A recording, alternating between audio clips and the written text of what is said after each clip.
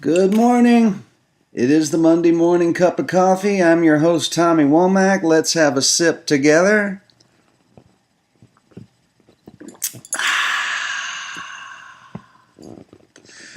Had a great gig at the Family Wash Friday night. I've got a hell of a band. John Jackson on lead guitar. Used to play with a guy you might have heard of called Bob Dylan.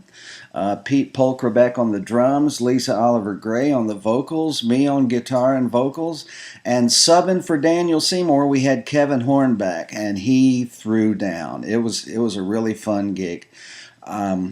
Lisa and I did like 5 songs acoustically together. Then the band came up.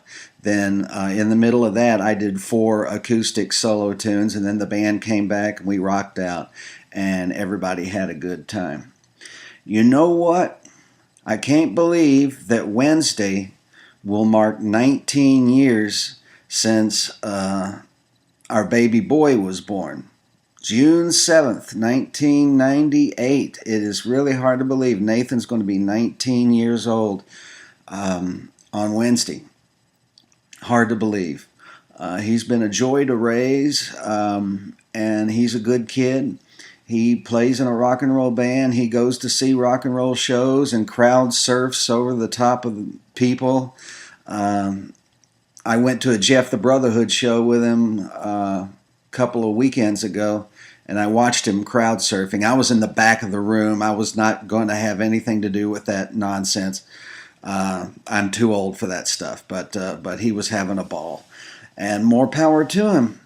I don't think I have any gigs this week. I don't know, just sitting here right off the top of my head.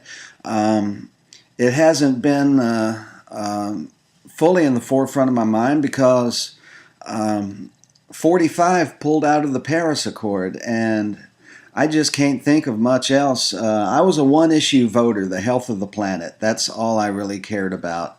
And I thought that Hillary, she wasn't my favorite candidate in the world, but I thought she would at least pay lip service to the notion that the planet is heating up, and Stephen Hawking has given the human race 100 years of habitability on this planet before time is up. And I'll go with Stephen Hawking over the current EPA administrator. I can't remember his name. I saw him on television yesterday. Anyway, that's my political talk. Some people don't like the political talk, but I think it's kind of necessary in these times we're living in. Here's a clue, though, about Facebook arguments, because I had a Facebook dialogue this weekend, you might say. People tend, when somebody says something condescending or aggressive, people tend to respond in kind.